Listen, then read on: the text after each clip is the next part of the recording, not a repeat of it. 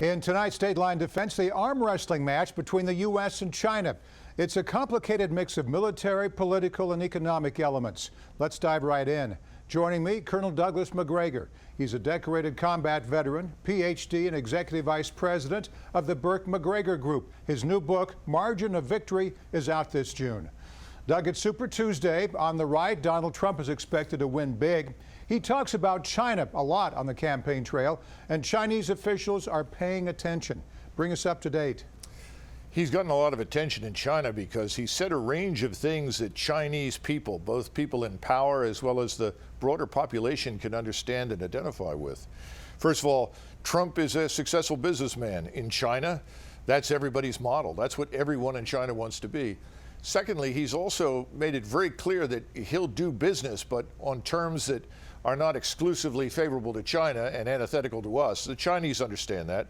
And then finally, he's talked about the rationale for our forces in Korea and why we should be prepared to go to war with China over disputes with Japan, or for that matter, any of her neighbors. They like that because they don't understand why we want to involve ourselves in those disputes.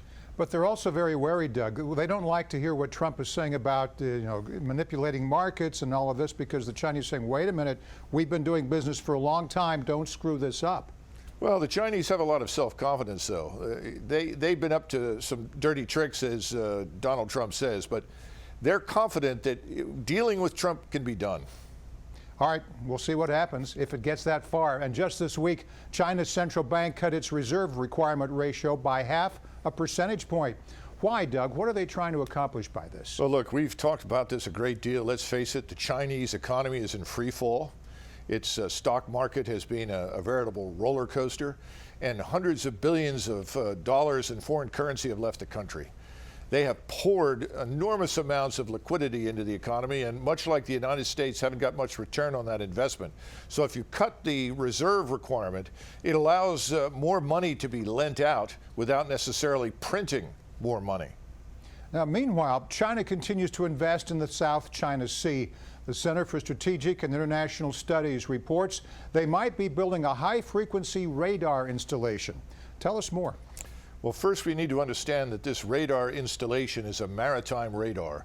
It's useful for identifying ships at sea, aircraft that fly low to the ocean, but it's not very good for targeting.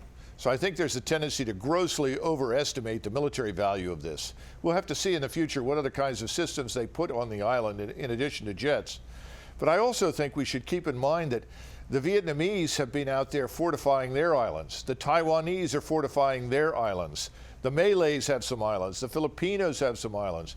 We talk as though China is the only one engaged in this sort of thing. This really is a local dispute in the truest sense of the word, and it's not necessarily aimed at us by any means. All right, but National Interest reports DARPA, the Pentagon's research lab, plans to defeat more capable Chinese radar with artificial intelligence. How would that work? Well, the radars that DARPA is talking about are not really originally Chinese. They're Soviet or Russian. They're very high quality, and they can detect stealth and essentially shoot down just about anything that flies. The problem with this article is the notion that artificial intelligence exists. It does not exist.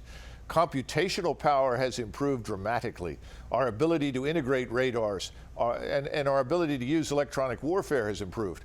But in the article it says specifically we can use electronic warfare to defeat these. Well, when you emit, you are a target for passive identification. That's something else that the Chinese, the Russians, and anybody who buys from them also has. So I would warn people on the Hill and anyone who looks at this article to be very, very skeptical of the claim. Doug, let's talk about China's influence on North Korea. The U.S. wants to impose tough new sanctions against the Hermit Kingdom in response to its latest nuclear test and rocket launch. Will these sanctions pass the UN Security Council, and what kind of impact would they have? You know, at this point, I think they probably will. There is a tendency, once again, to identify China with North Korea. It's always a mistake. North Korea's closest friend or ally has always been Russia. Still is. China is stuck with the place. It's very uncomfortable with it. If you don't support North Korea with food and raw materials, you risk millions of starving North Koreans scaling the walls that China has built between itself and North Korea to get into China. That's something the Chinese don't want to do. So the Chinese can only go so far before they risk that kind of implosion in North Korea. All right, we've talked about China a lot today. What are the major takeaways? We've talked about the economy, their efforts in the South China Sea and their own islands, the radar installations. What's the main threat we should think about going away from this? Let's not exaggerate the Chinese threat to U.S. interests. China's got enormous problems with its neighbors. It has even larger problems internally. So stop looking at China as some sort of Soviet-style aggressive threat. It's just not accurate. Good to get your viewpoint. Colonel Douglas Macgregor, author of Margin of Victory. Thanks, Doug. Thank you.